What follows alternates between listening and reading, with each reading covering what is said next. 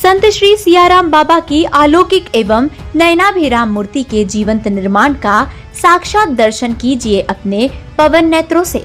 बड़भा के बेड़िया से लगे ग्राम डुडगांव के कलाकार सेवक राम बिरला के हाथों ने दिखाया लाजवाब जादू। साथ सुनिए सियाराम बाबा के जीवन की संक्षिप्त कहानी आजाद हिंदुस्तान लाइव की जुबानी। निमाड़ के सुप्रसिद्ध संत सियाराम बाबा का नाम उनकी साधना, तपस्या, सादगी एवं सरलता के लिए पूरे देश एवं दुनिया में विख्यात है। आज आपका आजाद हिंदुस्तान आपको पूज्य संत सियाराम बाबा की ऐसी अलौकिक प्रतिमा के दर्शन करवाने जा रहा है जिसे निमाड़ के ही एक कलाकार द्वारा कठोर मेहनत, लगन एवं श्रद्धा के साथ निर्मित किया गया है। बड़भा विधानसभा के ग्राम बेड़िया के निकट छोटा सा ग्राम है डुडगांव। यहाँ के निवासी कलाकार श्री मोहित पिता सेवक राम बिरला ने पूज्य संत सियाराम बाबा की 6 फीट ऊंची विराट एवं आकर्षक प्रतिमा के निर्माण में अपने हुनर का ऐसा जादू दिखाया कि मूर्ति को देखने वाले लोगों के सिर बाबा की प्रतिमा के सामने ऐसे झुकते नजर आते हैं मानो हम प्रत्यक्ष रूप से मौजूद संत सियाराम बाबा के ही दर्शन कर रहे हैं। तो आइए सबसे पहले आपको उस यात्रा का प्रत्यक्ष लाइव दर्शन करवाते हैं कि कैसे मूर्तिकार मोहित बिरला ने बाबा की प्रतिमा को इस भव्य एवं अलौकिक रूप प्रदान किया। तो आइए अब शुरुआत करते हैं इस भव्य प्रतिमा निर्माण की लाइव कहानी आजाद हिंदुस्तान की जुबानी।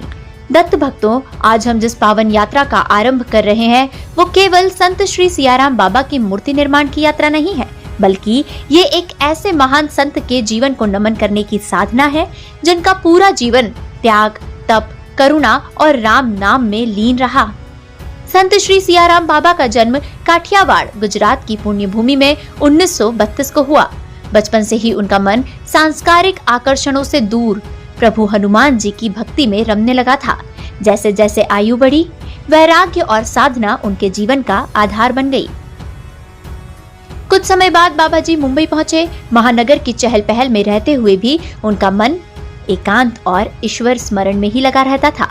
वहीं से उनके जीवन की दिशा पूरी तरह संत मार्ग की ओर मुड़ गई। मुंबई से उन्होंने जोधपुर की ओर प्रस्थान किया और फिर अनेक साधु संतों के साथ मानसरोवर की पवित्र यात्रा पर निकल पड़े। ये यात्रा केवल पैरों से नहीं बल्कि आत्मा से की गई थी। इस यात्रा में बाबा जी के साथ कई सिद्ध संत रहे, जहां उनकी साधना और अधिक गहन होती चली गई। इसके पश्चात बाबा जी नर्मदा मैया के पावन तट पर स्थित भटियान गांव पहुंचे। यहीं उन्होंने ऐसी कठोर तपस्या की जिसे सुनकर आज भी रोंगटे खड़े हो जाते हैं।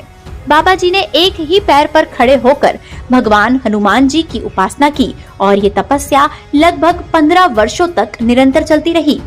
धूप, वर्षा, शीत, किसी भी कष्ट ने उनकी साधना को डगमगाने नहीं दिया। जब पहली बार बाबा जी ने सार्वजनिक रूप से वाणी दी तो उनके मुख से केवल एक ही शब्द निकला, सियाराम, सियाराम। बस उसी क्षण से वे श्रद्धालुओं के हृदय में सियाराम बाबा जी के नाम से बस गए। तपस्या में बाबा जी इतने लीन रहते थे कि उन्हें भूख प्यास का भी स्मरण नहीं रहता था। कई बार पास में जल होते हुए भी वे उसे ग्रहण नहीं करते थे।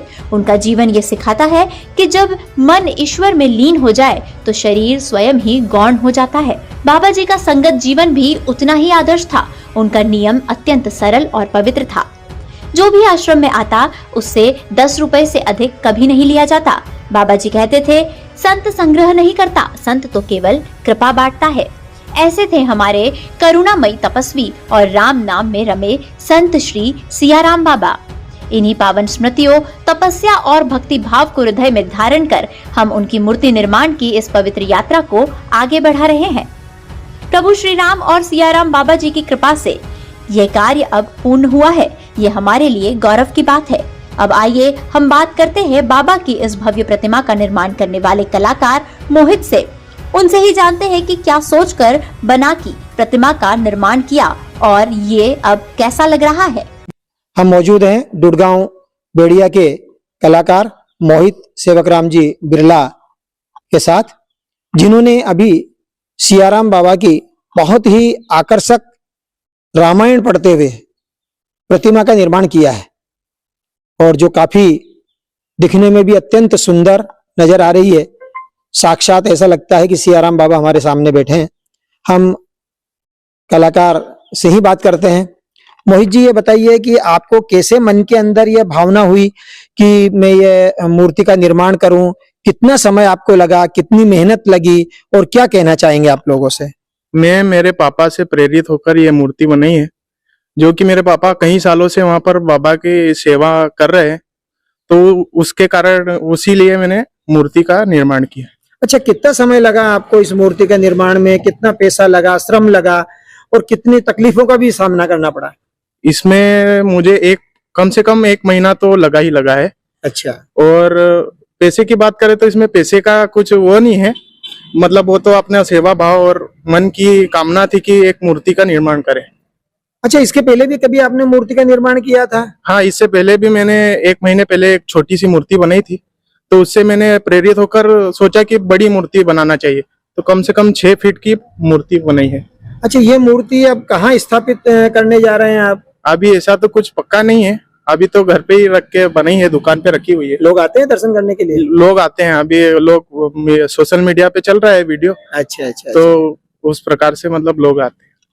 तो ये थे मोहित जी, जिन्होंने बहुत ही आकर्षक मूर्ति का निर्माण किया है और हम यही शुभकामनाएं देते हैं आपको कि और आप निरंतर आगे बढ़ें और निमाड़ का नाम रोशन करें। धन्यवाद। बड़वा से चीफ एडिटर नवरत्न जैन के साथ हिमांशु जैन की रिपोर्ट।